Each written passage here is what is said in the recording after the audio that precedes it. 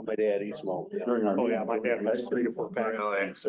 He smoked, You're very nice. Coming up, all again, they thought there was interference. He's not married. Broadcast. yeah, yeah. You're clickety click, but You have other brothers and sisters? Yeah. Well, he didn't smoke when the folks got married, and then he. He smoked. 2 years now. I suppose everybody smoked there. Oh, sure they did. It's like a little bit. The camera's pointed up. Space shuttle. Free lunch out of that, though.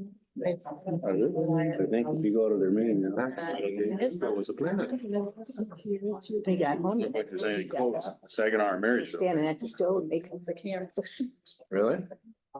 5:30 PM. I've heard if it's done right, it Should have a meeting. that as soon as the surgery pain goes away, people feel it immediately. Why don't you go eat?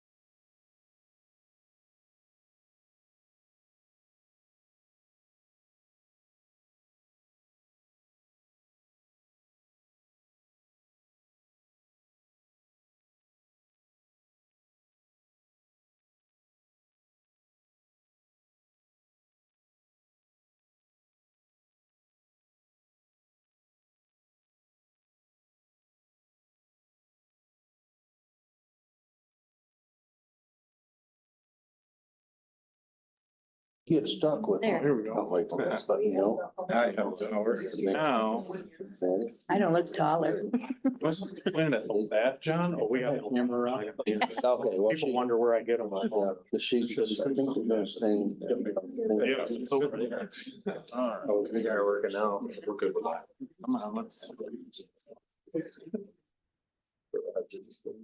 Yeah, That looks like it's, don't it? that's file film. Yeah.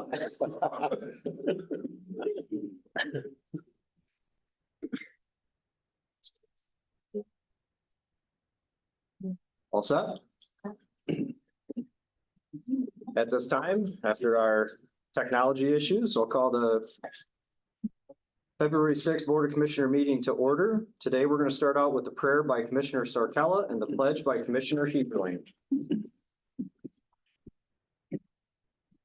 Dear Lord, we thank you for this day and for the opportunity to gather in a free country and to serve our fellow citizens and neighbors and friends. We're grateful today, Lord, for the sunshine, opportunity to lift us up a little bit and allow us to enjoy your creation and get us away from some of the gray skies. We ask that you would be with us during our meeting, allow us to make sound decisions and be mindful of each other in all that we do. In your son's name we pray.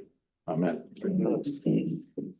I pledge allegiance to the flag of the United States of America and to the republic for which it stands, one nation, under God, indivisible, with liberty and justice for all.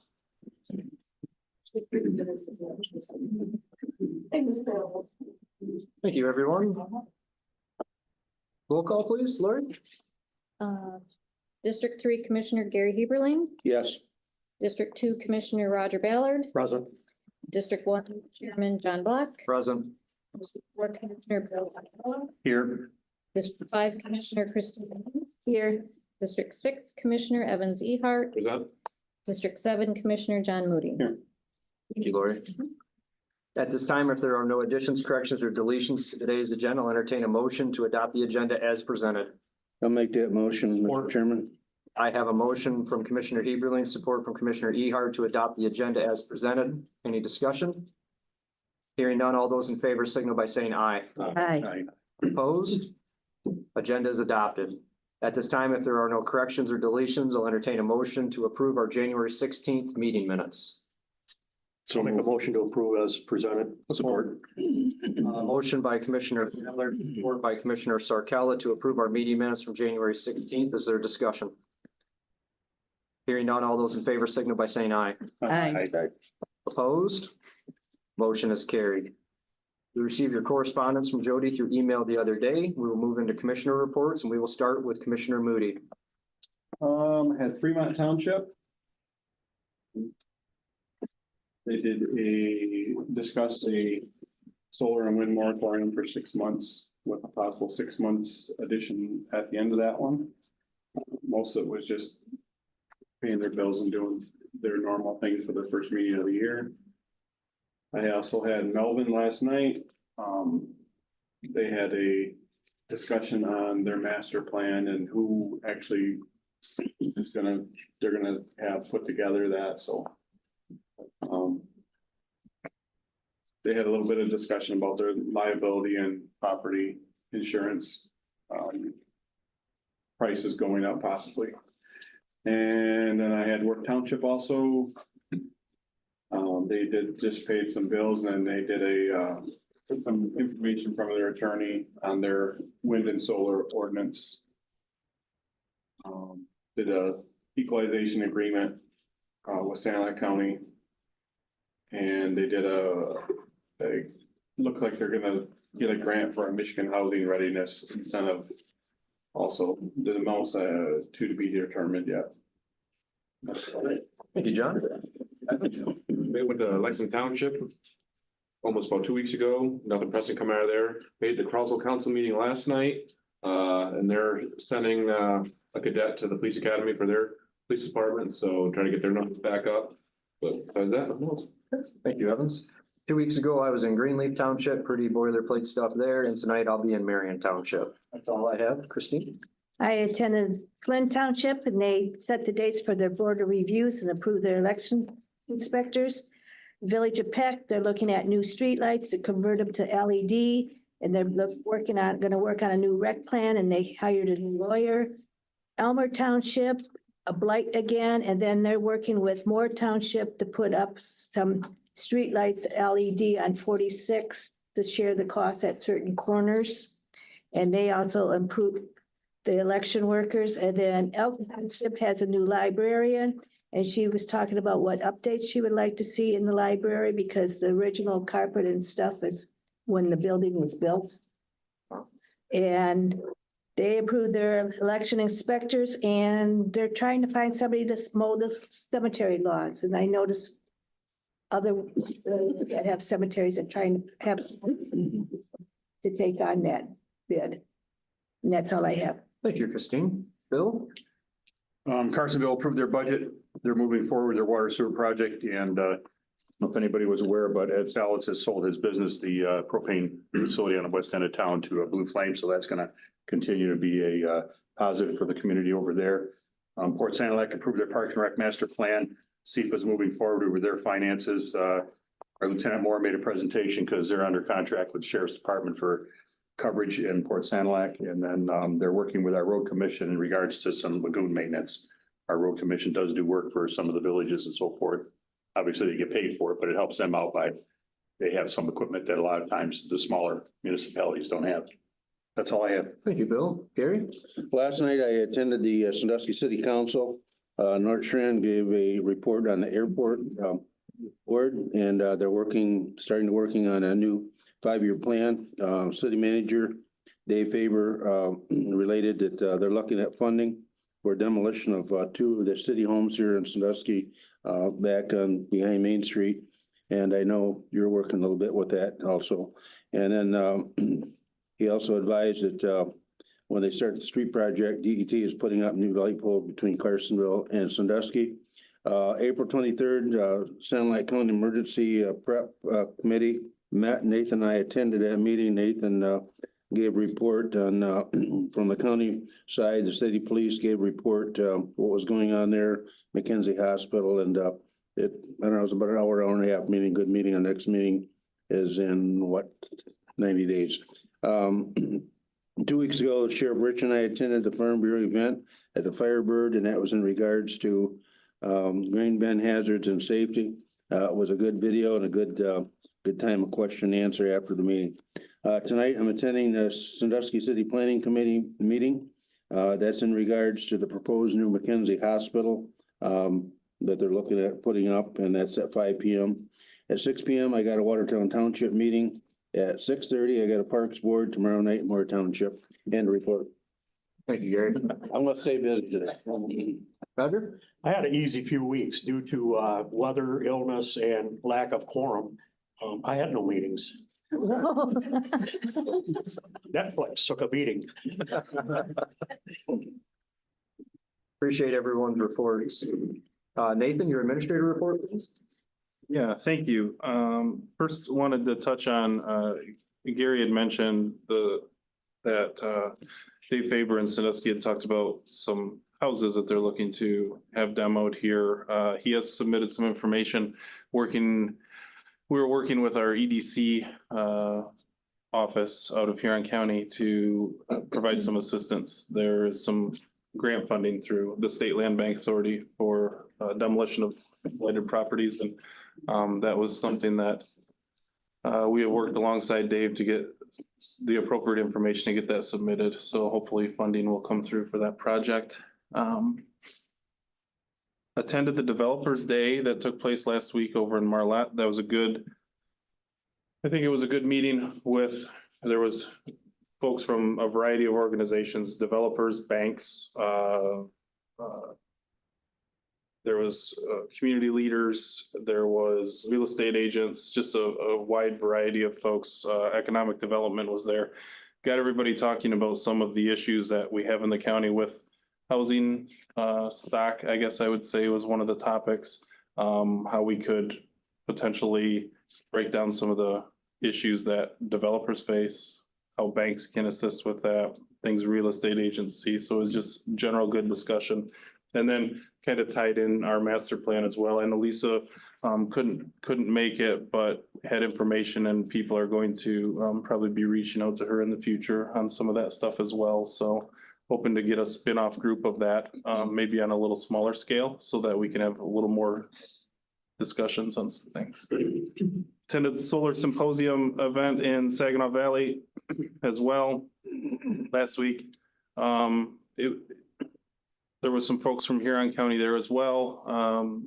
Interesting event, provided some insight into solar developments, effects they have on the community, ways that communities can kind of prepare for these.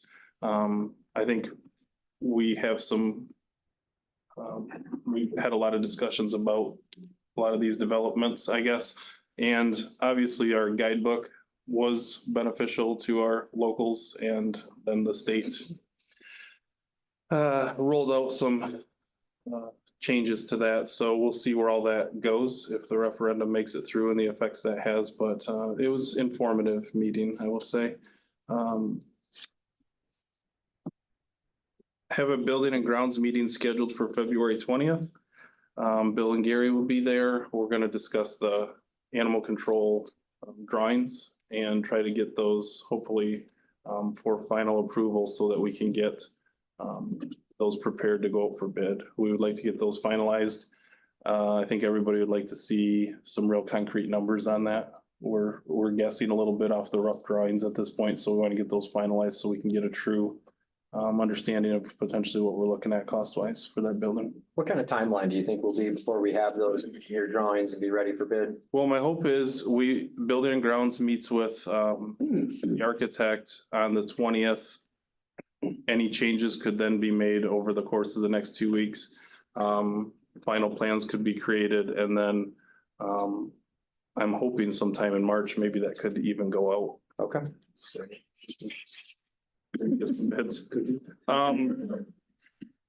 Last topic I wanted to touch on was there's been a local push, and I know we've had some discussion amongst one another, but wanted to bring it up in the meeting, this local push to eliminate property taxes. And I just think that it's something that if that were to get on the ballot, that we're gonna have to be cautious to educate people on if property taxes is eliminated, potentially what could come because of that. So property taxes are one of the biggest revenue source for government. So if you eliminate that, there's got to be something that will backfill that. Well, right now, what the group that is pushing this initiative is looking at is like some of the sin tax money for things like alcohol, liquor, tobacco sales, for those to be filtered in to offset the loss of property tax. But I found an article, Alpena, up in Alpena, they did a little study. And I think this just kind of gives us a perspective. It'd be a much larger scale, but they would lose $4.4 million if property taxes was removed. And they would receive a couple $100,000 from the sin tax money to offset that loss. So you're losing millions in this case, and you're replacing it with a couple $100,000. Obviously, I think we could all imagine what that does. That jeopardizes police, fire, ambulance, money for veterans, money for seniors, schools, libraries. So I think as this topic is pushed, I think there has to be more education, and because is it appealing to think that we wouldn't have to pay property taxes? I think that's appealing for people with the financial climate of things right now, but everything that goes along with it, I think should be clearly defined as well. So when you pick up in an emergency and you call 911 and you don't have a dispatcher there to take the call, or maybe you have a dispatcher and you don't have an officer to respond because police was caught, fire, things like that. I think that if this makes it through, it's going to create a situation where we have to be very deliberate with education on what the follow-up could be. I think one of the first things people need to realize is every millage we have in this county will cease to exist immediately. And that provides a lot of funding for the services that a lot of people rely on. So I think that's an important topic you brought up, Nathan. And I agree with you that we probably need to keep an eye on it. And if it does continue to move forward, to make sure that we're educating people on it, so they're making an informed decision. Because as you said, why wouldn't anybody want to go to the polls and eliminate their property tax? But there's some pretty substantial consequences that go along with it. Nathan, on the solar meeting that you went to, we here in Sanilac County, as we move through our master plan, and Lisa, you were part of that too. We ran a little data on what the impact of what the agribusiness economy, the hit it would take with substantial amounts of farmland taken out of production and put into solar production. Was there any discussion related to that during the meeting? Was there any insight to that offered? Yeah, so, and it's interesting because whenever I guess I'm a part of those discussions, it seems as though they always hone in on companies should use not prime farmland. However, when they come in, sometimes for whatever reason, they don't take that same approach, I guess, locally, when they're looking at what land to utilize. That was a topic they had, and they said there's some different developments in areas, and it was land that wasn't prime farmland, so this made, the most sense for, a development like this, and it was able to bring in more money than farmland that wasn't highly productive, but I don't know that we've seen the same push locally when, there's been ideas of solar developments. Right, I would agree, and it seems as though when the developers come to the community, the attitude's slightly different than the one that we get told 6 months prior to it, when they start coming to meetings like this. But I think the thing that concerns me is as a county, we understand that there is a substantial financial impact to the removal of prime farm ground from production. But unfortunately, the legislator has decided to tie our hands in our ability to do anything about that. So I think that's an important thing for the community to be aware of and to consider. What kind of problems we're going to run into with that, and that the ballot initiative to repeal that law that's going to cause this issue is out there. And in my opinion, it needs to be supported, because this is something that has to get turned around. Only the people that live in those communities can correctly identify the areas that are appropriate for that type of development. And there are lots of areas for that type of development. There's lots of subprime farm ground, scrub ground that could be converted. But there needs to be, if we intend to keep this an agricultural community, an agricultural powerhouse, and have a good agribusiness community here, we have to protect prime farming. I mean, let alone the fact that everybody here likes to eat 3 meals a day. And the farmers would love to provide that food source. So that's just something to consider, but I'm glad you attended that solar meeting. It's good feedback for us to get an idea of what kind of information is and isn't shared in those meetings. So, anything further in your report, Nick? No, I would just say when I got to that meeting, I didn't know what to expect. The consensus of the presenters was, I would say they were trying to more dispel concerns about solar developments, I think, but they did have an attorney who kind of came through at the end, and she talked a little bit about what the state's doing. The referendum push, what this is going to, where this leaves us, and we kind of get left in that same thing that we talked about weeks ago, in that it's like, if this weren't to be, I guess, turned down through the election, it's going to end up whatever comes out of the court, I guess, the first people who end up there. Right. Yeah.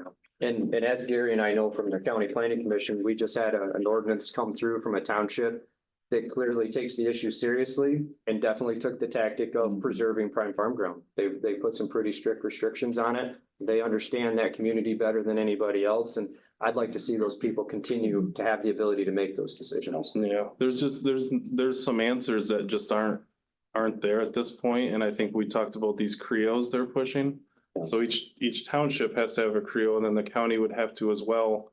Well, we would essentially, this seems like a big lift to me, because we have to have a CREO that complies with 26 townships.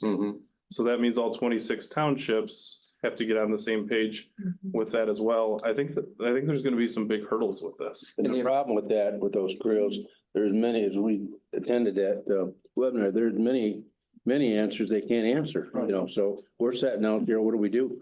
Well, and I think the important thing that everybody needs to understand is what a CREO is a compatible renewable energy ordinance. So it has to match the state standards. The state won't allow, so some of the rules that we've seen townships take to try to preserve prime farm ground, those rules are going to go out the window. There'll be no ability to create layover districts where this is where we allow this.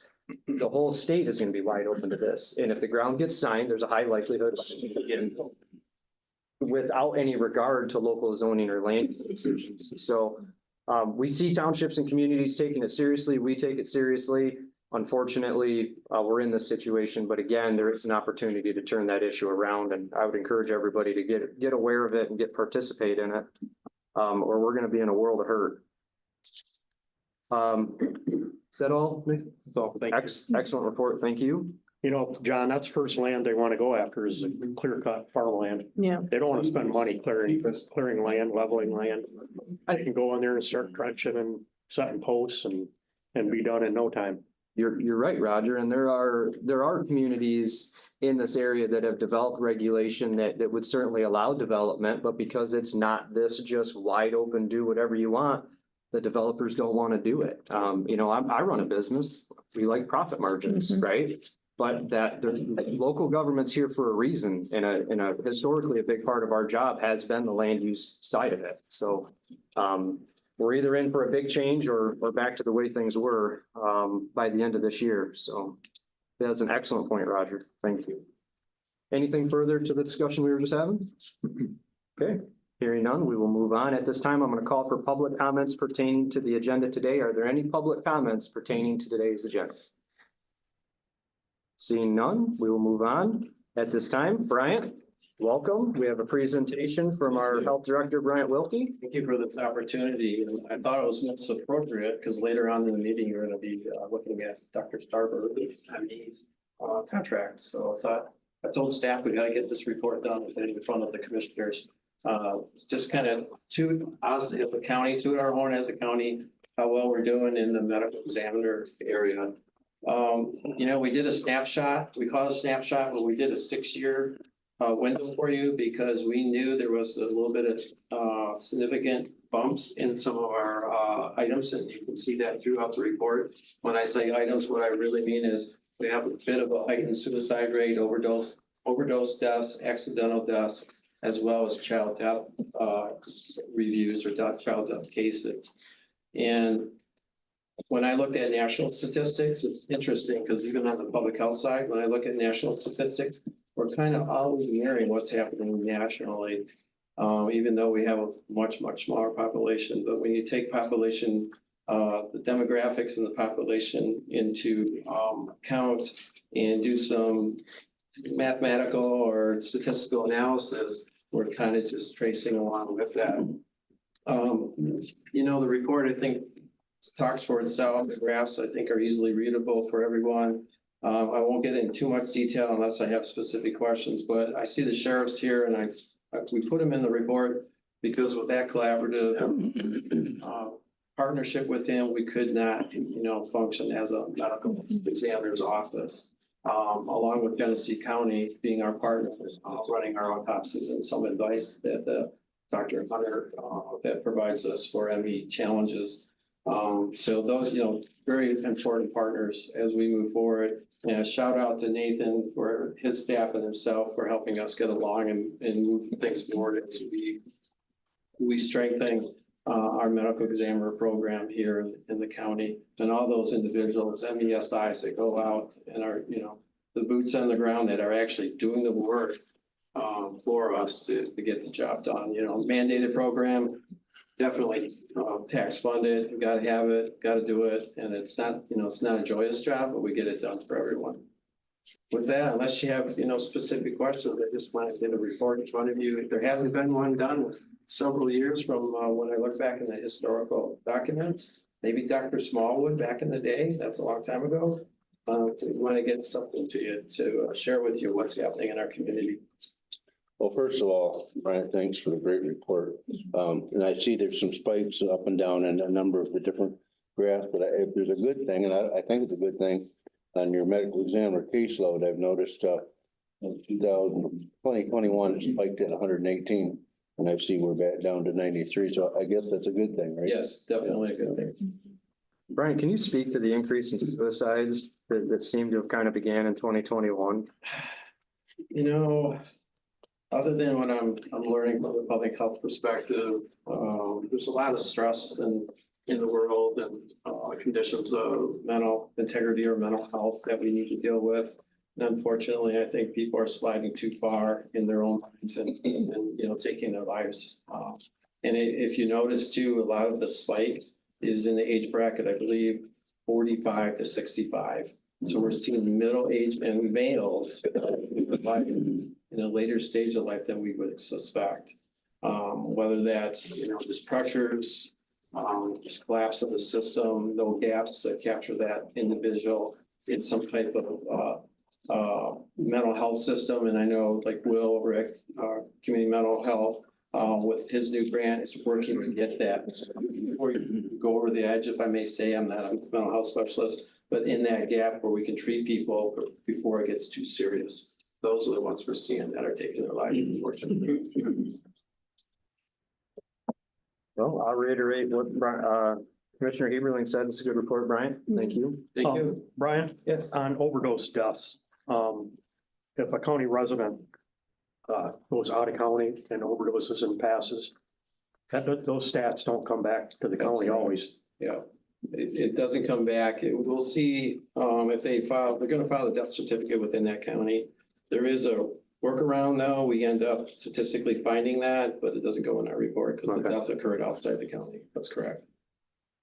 Would that be a reason why they came down in 2023 maybe? It could be a reason, but Actually, it's good they've came down because we hear all the people crossing the border in the fentanyl, so I guess we're safe here in Sunlight County maybe. I see that down, but the child deaths going up. Any reason for that? well, we had some serious accidents, 23, it took a couple of child's lives. This includes vehicle accidents. Yeah, all, everything, so vehicle accidents, we had a choking death that occurred last year, things like that are all included in that, we don't, give you the specifics what might happen. And again, every child that dies under 18, the ME has to go out themselves to investigate that, but there's also, like you're seeing, a child death review. And all the disciplines in the county come together and discuss, is there something we could have captured before this happened? Maybe it was protective services or something like that was going on versus an accident. And those are tough to take, but they have occurred last year. I will mention too, the state of Michigan has adopted some policies in the medical examiner area that we haven't seen before. And they actually hired a statewide medical examiner that's housed in Lansing. Anticipation of some, policies and things coming down to us to see and review, but also the potential of grants for funding some of these activities that we do in the field. So that was everything for the last few months. Brian, Is that a state grant or federal grant? It could be state grants. So we're excited about that because there's never been an office of the medical examiner in the state. And they're promising local dollars for grants. And of course, I'm going to toot our horn for rural America. Bring it home, bring it here because we need it. Brian, this was a good report. Moving forward, how often do you think you'd supply something like this to the board? I'd like to make it an annual. I think that'd be excellent. I think out of the reports I see land on these desks, I saw a lot of questions asked today. So I'm getting the feeling that this was important information for them to see. So an annual report would be great. And this was the medical examiners. And of course, I do have one prepared for public health and I'll give you a few weeks break from hearing from me and I'll bring that for you. Sounds good. It's a lot longer, but I'll bring that one for you to review. Yeah, great comprehensive. Any further questions for Brian? Brian, we appreciate you being here today. Thank you very much. Thank you. Okay, that will conclude our presentations for today. At this time, I'm going to open a public hearing for the Michigan Community Development Block Grant CDBG funding for Michigan State Housing Development Authority Housing Improving Local Livability CHO program. I'm going to open public comments for that as well. Are there any public comments pertaining to the CDBG funding for Michigan State Housing Development? Seeing none? Now I have a question. Are we talking about building homes, No. housing? There's not enough money for that. It's roughly $500,000. Well, we're requesting, we don't know what we'll get, but we're requesting roughly $500,000 of funding that would likely be used to help low and moderate income households improve their energy efficiency. So maybe there's no insulation in the attic. This program could provide that. Maybe there's some single pane windows, things of that nature. Okay. That's all. Thank you for your comments. Are there any other further public comments for the public hearing? Okay, hearing none. At this time, I'm going to close that public hearing. We will now move into interviews. Our Drug Task Force Board, Bill Gray, welcome. Where do you want me? If you'd step up here, just tell us a little bit about yourself and. Well, my letter, application, I just told you where I come from, career-wise. I mean, I've, 45 years in law enforcement, a lot of it drug enforcement related, but the last 20 work years with the Drug Task Force up here, and we had a rather unique program, I think, for the state and the nation, and that it wasn't just typically most drug units just concentrate on the enforcement end. Sanilac County has always been kind of at the forefront with their millage, they've used the millage not only for enforcement, but also for an educational aspect to hopefully educate our children so that they know the dangers, kind of as a prevention from even getting started in drug use.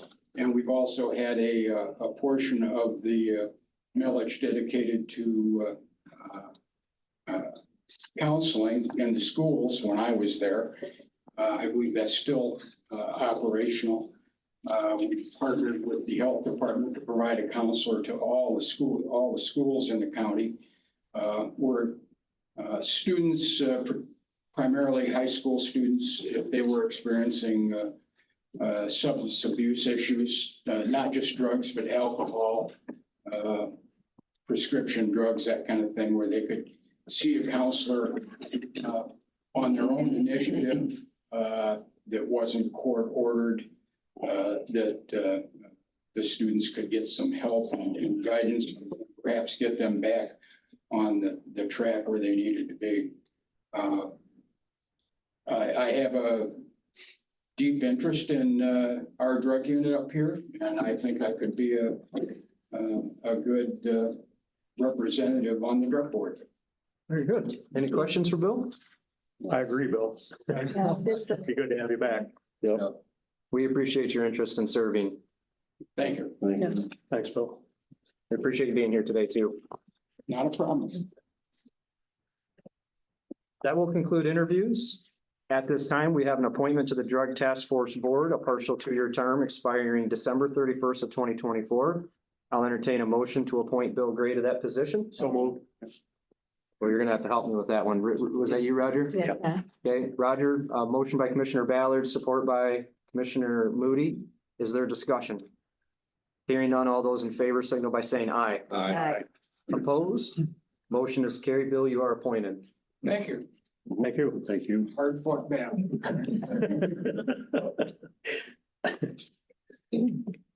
I'll be back again next year, I guess. Okay, and at this time, I'm just going to announce that Commissioner Heberling has appointed Lisa Kenny to the Brownfield Redevelopment Board. Gary, did you want to make a few comments on that? Yeah, I can. I wasn't prepared to do it, but I'll Lisa, put you on the spot, but that's all right. I don't like to talk, right? We've been involved with Lisa probably the last 2.5 years with our master plan, and I've got to have separate meetings with her, both her and Scott, and work with them, and she brings a lot to the table in a very positive way, and she has a lot of knowledge of grants and things that we probably needed for that brownfield. So Lisa, you're well accepted by, I think, this group, and we're going to vote for you here in a minute, but thanks for all you've done, both you and Scott in our community, and you're going to be a great addition, a positive addition to our Brownsfield. So thank you for accepting too. yeah, and he appoints you, so you are appointed. So you have another job. All right. Happy to do it. Thank you for your service, Lisa. Okay, we'll move on from county commissioner appointments. There are no chair appointments today, so we'll move directly into general resolutions. And our first resolution is the Community Development Block Grant Housing Improving Local Livability Program Resolution. Anybody that would like to read that? I'll read it. Okay, Evans?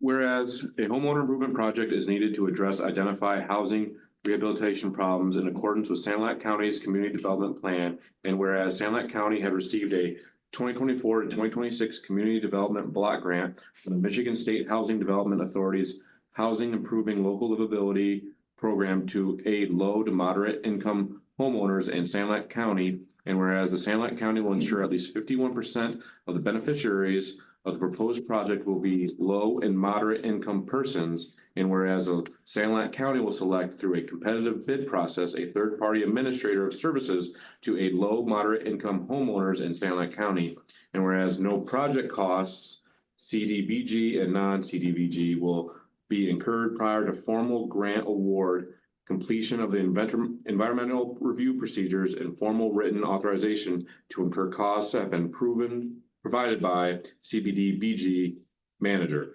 Now therefore, be it resolved that Sanilac County Board of Commissioners hereby authorizes Jonathan Block, Chairperson of the St. Lake County Board of Commissioners, and or Nathan Roski, County Administrator / Controller, to sign the application and all attachments to submit the 2024-2026 Chill Program application, sign the grant agreement and all amendments, and sign payment requests to the Michigan State Housing Development Authority.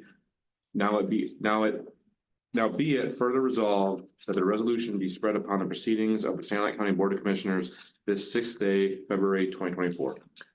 I have a resolution brought forward by Commissioner Ehart. Is there support? Support. I have support from Commissioner Lee. Is there discussion? Hearing none, Lori, roll call, please. District 1, Commissioner John Block. Yes. District 3, Commissioner Gary Heberlein. Yes. District 5, Commissioner Christine Lee. Yes. District 7, Commissioner John Moody. Yes. District 6, Commissioner Evan Ehart. Yes. District 4, Commissioner Bill Sarkella. Yes. District 2, Commissioner Roger Ballard. Yes. Resolution is carried. Okay, at this time, we have the St. Lake County Board of Commissioners resolution to adopt a new county master plan. Gary, would you be willing to read that one for us? Gary's a member of our planning commission and was highly involved in the development of the master plan.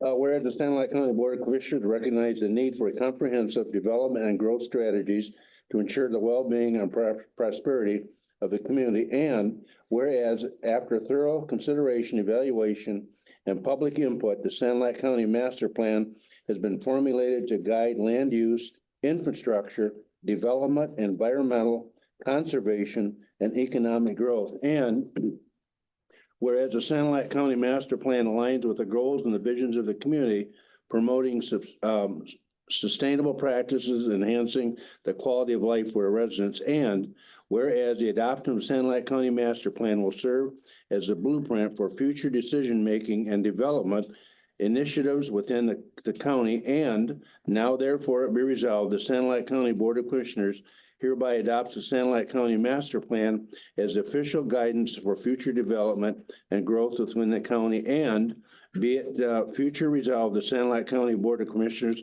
directs all relevant municipalities, departments, agencies to utilize the St. Lake County Master Plan as a primary framework for their planning, decision-making, and implementation processes. Be it therefore resolved, the St. Lake County Board of Commissioners extends its gratitude to all the stakeholders, experts, and members of the community who contributed to the formulation and the comprehensive master plan. Now be it further resolved that this resolution be spread upon the proceedings of the St. Lake County Commissioners this 6th day of February 2024. I have a resolution brought forward by Commissioner Heberlein. Is there support? Support. Support from Commissioner Lee. Is there discussion? Hearing none, Lori, roll call, please. District 7, Commissioner John Moody. Yes. District 6, Commissioner Evan Ehart. Yes.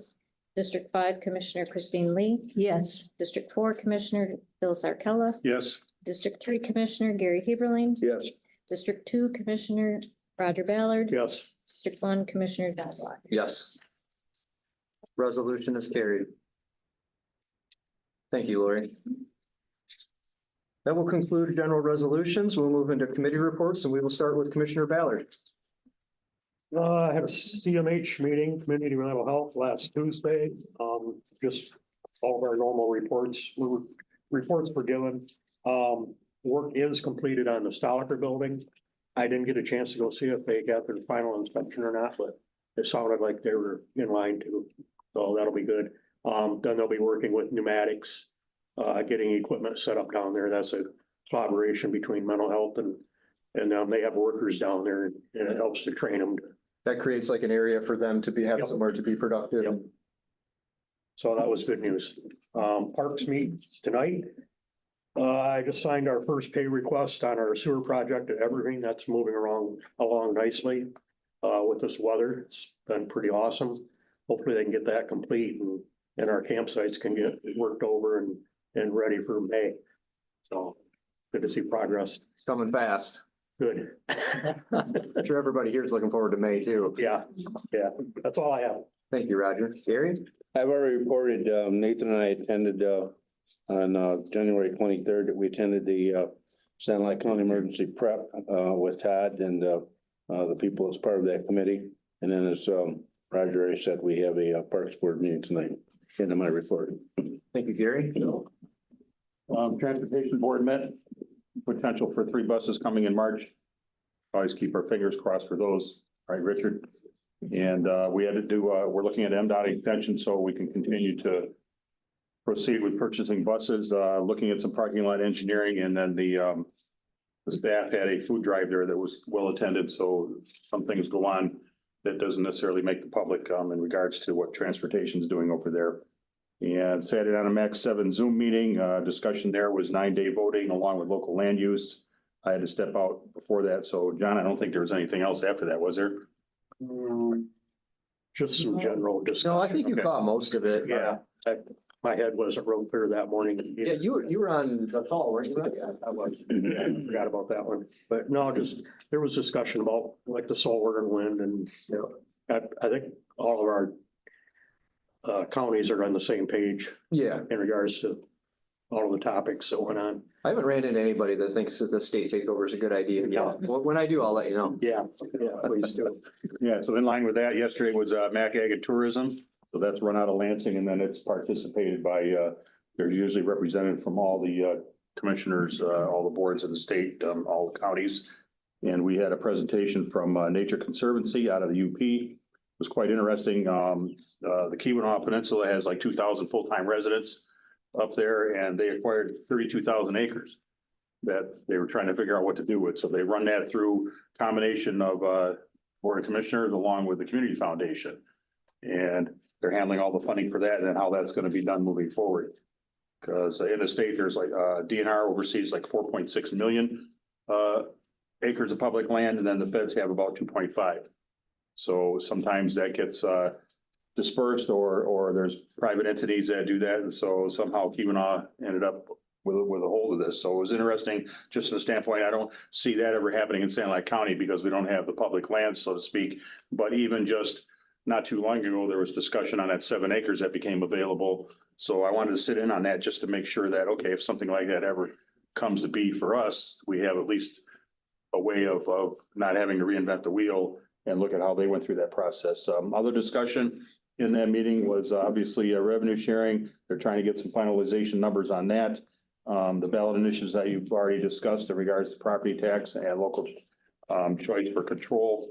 Right now, the consensus is that if you're aware of what's going on with the legislature, they're just kind of at a standstill because 2 representatives went on to become mayors. So now it's equal on each side of the aisle. And so they're just kind of sitting there not getting a whole lot done.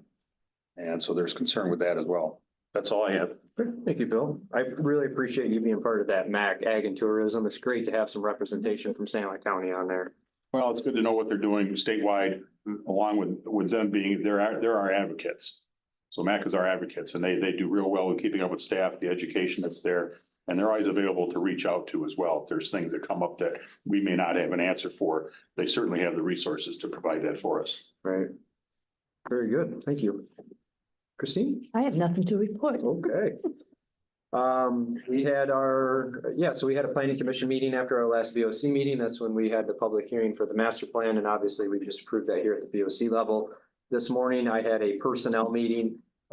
You're going to see something on the finance meeting coming up here shortly. And that is the Indigent Defense Director contract that needs to be done for immediate approval because we got somebody for that position starting on February 12th, Nathan, is that correct? That's correct. Okay. And then also the policy committee met today and we worked on, Nathan worked hard and developed a policy related to our cost allocation plan and developing a way that is, what were the words that we use so much? It was consistent and Not equal, efficient. Consistency and efficiency, which were 2 things that seem to be lacking from that process. So I think we've came to a good solution there. It's going to be, hopefully if this board approves it, it's solidified as county policy. And regardless of who sits at this table in 10 years, they know exactly how to deal with that situation. And I think we solved an issue that has been recurring for quite some time. So Thank you for all your hard work on that, Nathan. No problem. That was what personnel and policy was up to. That's all I have. Evans? I had medical control last week. We just approved bills. I actually had HTC after our last meeting, the day after our last meeting. And all that was the audit for 2023 by Yao and Yao. And they said it was the best audit Yao and Yao has ever seen through a company. So Is that directly related to the fact that you're on that board? probably now, I would assume. Just wanted to make sure that you were able to say that. I mean, they gave me a pin, so I just that. But I mean, little to no debt. HBC has, they're running a great ship there and all the programs that they do, perfect. And I couldn't be happier for them. That's good. And that's good feedback for us, Evans, because, we do things with HDC and it's good to know that they are running a tight ship. Oh, yeah, they've really, they can tighten everything up. So, Thank you for your report, Evans. John? I just had one since our last meeting, Department of Health and Human Services. We met with the new director of the medical care facility. This was her first meeting. There's no COVID cases right now and they're averaging just about 71 residents. Okay. So. Very good. That's it. And I have a LEPC tonight. Okay. That's the, okay. That's the one we just made a change to, didn't we? Okay, so this will probably be your first one? Okay, very good. Appreciate everyone's committee reports. I see no need for unfinished business, so we're gonna move directly into new business, which will start with FA 012-24, approval of 2023 current claims. Santa Ana County Board of Commissioners hereby approves the payment of current claims for 2023 identified on the accounts payable report dated January 30th, 2024. The general bank account, in the amount of $69,964.07. I have a motion from Finance Chairman Sarkello, support. Down there, Kate. Roger? Commissioner Ballard. I got a support from Commissioner Ballard. Is there discussion? Hearing none, all in favor signal by saying aye. Aye. Opposed? Motion is carried. Moving on to FA 013-24, approval of 2024 current claims. Santa Ana County Board of Commissioners hereby approves the payment of current claims for 2024 identified on the accounts payable report dated January 30th, 2024 for the general bank account, in the amount of $134,944.39. Support. I have a motion from Finance Chairman Sarkello, support from Commissioner Heberlin. Is there discussion? Hearing none, all those in favor signal by saying aye. Aye. Opposed? Motion is carried. Moving on to FA 014-24, budget adoption amendments, appropriations, and transfers. Santa Ana County Board of Commissioners hereby approves the following amendments and establishes the following accounts as listed. Support. I have a motion from Commissioner Sarkello, support from Commissioner Lee. Is there discussion? Hearing none, all those in favor signal by saying aye. Aye. Opposed? Motion is carried. Moving on to FA 015-24, authorization of funding of postage. Santa Ana County Board of Commissioners hereby authorizes the funding of postage for the state mandated election mailing of 31,063 postcards at .363 each at a cost not to exceed $11,493.31 with funding from the county clerk's election budget for immediate approval. Support. I have a motion from Commissioner Sarkello, support from Commissioner Ehart. Is there discussion? Commissioner Black. So you guys are aware too, Leslie did reach out and say that was the state is going to refund. Full reimbursement. Oh, good. I've actually received my card too. Yeah. Everybody gets theirs? Everybody should got their Okay. card. Any further discussion related to FA 015-24? Hearing none, all those in favor signal by saying aye. Aye. Opposed?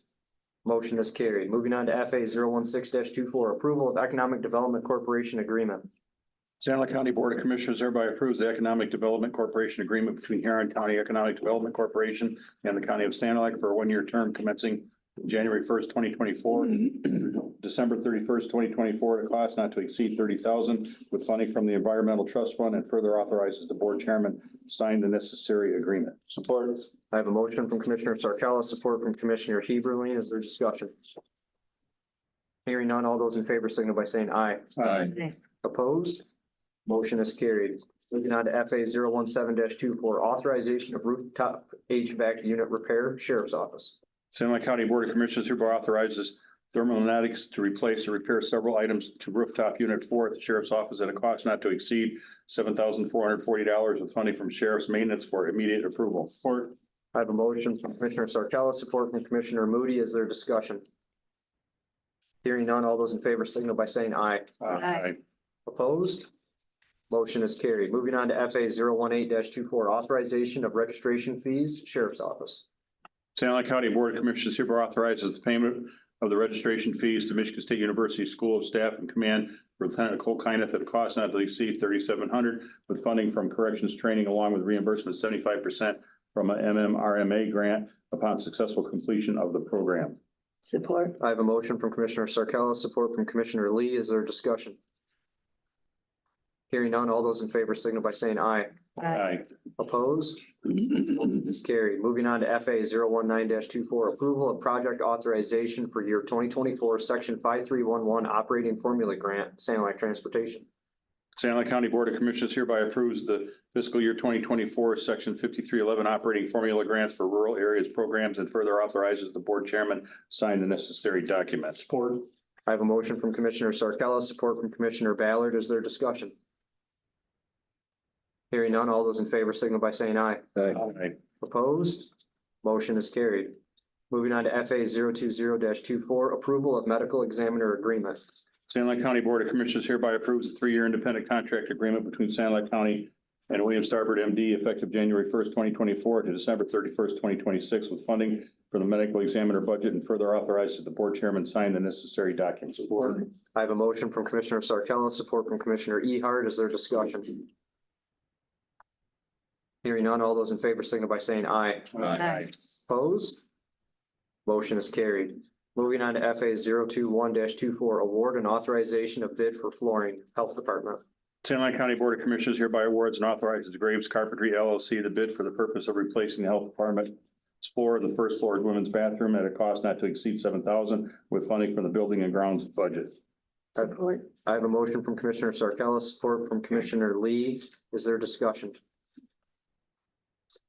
Hearing none, all those in favor signal by saying aye. Aye. Opposed? Motion is carried. Moving on to FA 022-24, approval of retirement plan investment advisory agreement. Santa Ana County Board of Commissioners hereby approves the retirement plan investment advisory agreement by and between Integrated and Santa Ana County. Support.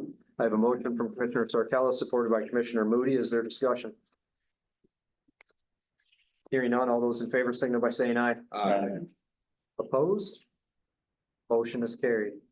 Moving on to FA 023-24, approval of amended contract Parks Commission. Santa Ana County Board of Commissioners hereby approves the amended contract for engineering services of Rowe Professional Services Company for the Evergreen Park Improvements Project at an additional cost of $8,500 with funding from the Parks Millage for immediate approval. Support. I have a motion from Commissioner Sarcella, supported by Commissioner Ballard. Is there discussion? Hearing none, all those in favor signal by saying aye. Aye. Opposed? Motion is carried. That will conclude new business. At this time, I'll call for general public comments. Are there any general public comments today?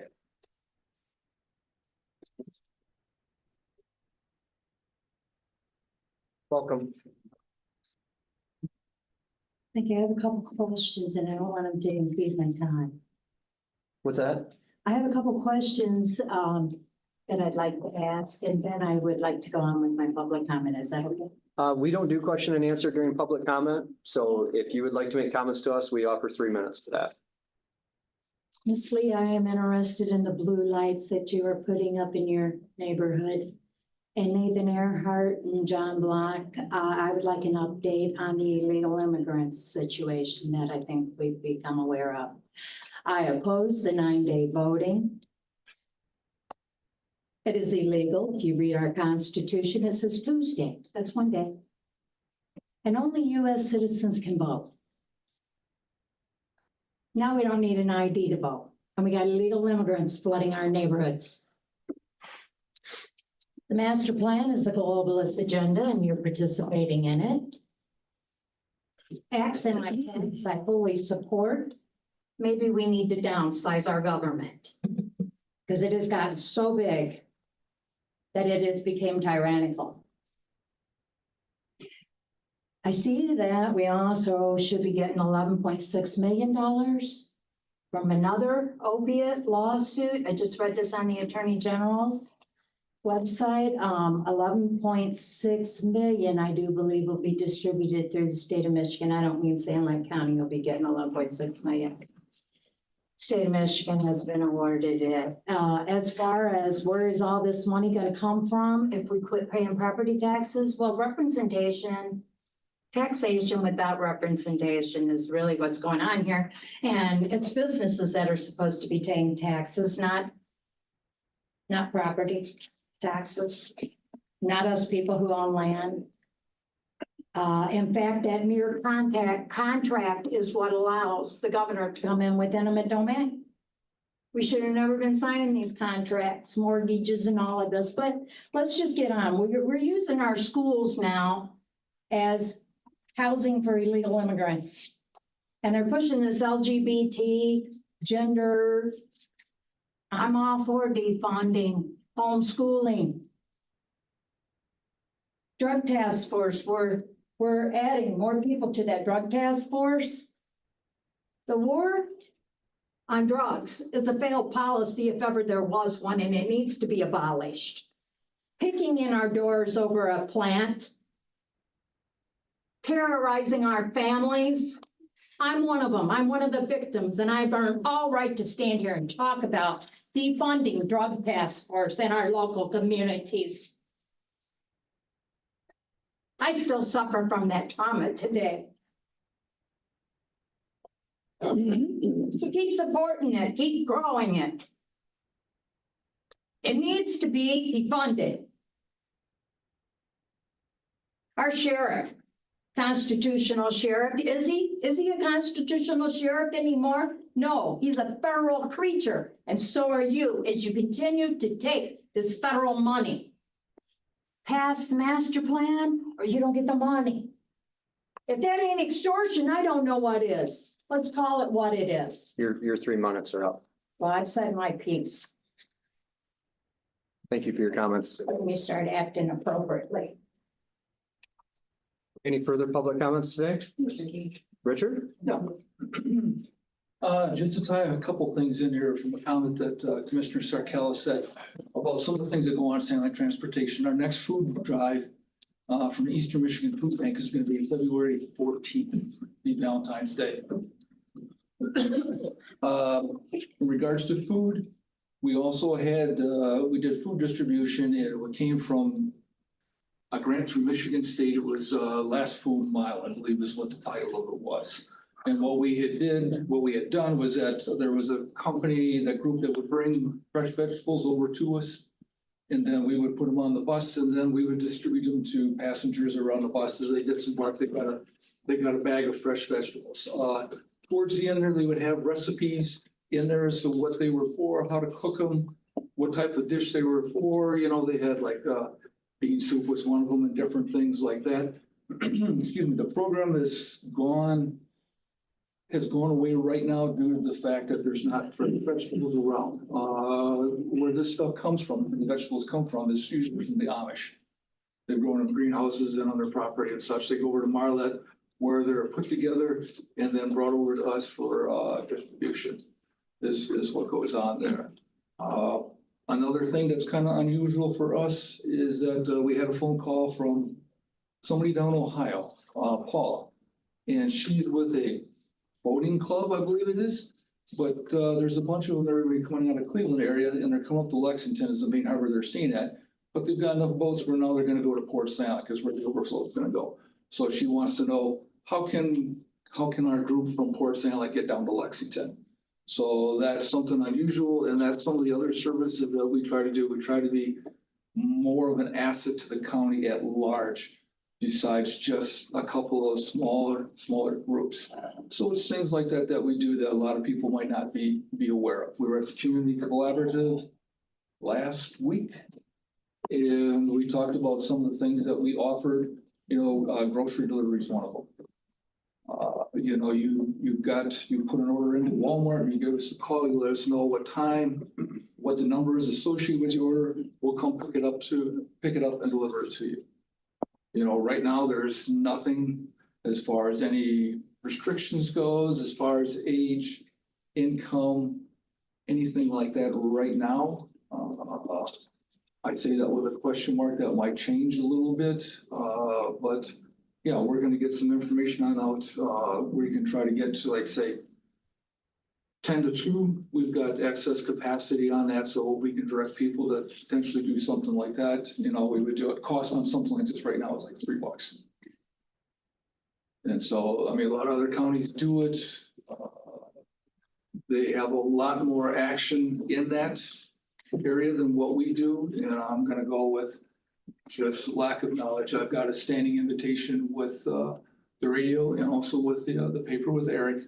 When our new buses show up, we got a little more buzz we can talk about at that particular time. We'll take the invitation, we'll sit down and talk with them and get that information on out. We'll become more active with like I say, with the community collaborative. They meet every 2 months, my understanding, so we'll definitely be showing up there and passing information on, so. But just to give you guys a little bit of a heads up, like I say, just tying in with what Commissioner Sarkella had made a comment about some of the things that go on that are outside of transportation, so thank you for your time. Is there any other comments? Seeing none, there's no need for closed session or approval of closed session minutes. I'll entertain a motion to adjourn at 2:07. I'll make that motion. I have a motion from Commissioner Lee, support from Commissioner Sarkella to adjourn at 2:07. All in favor, signal by saying aye. Aye. We are adjourned.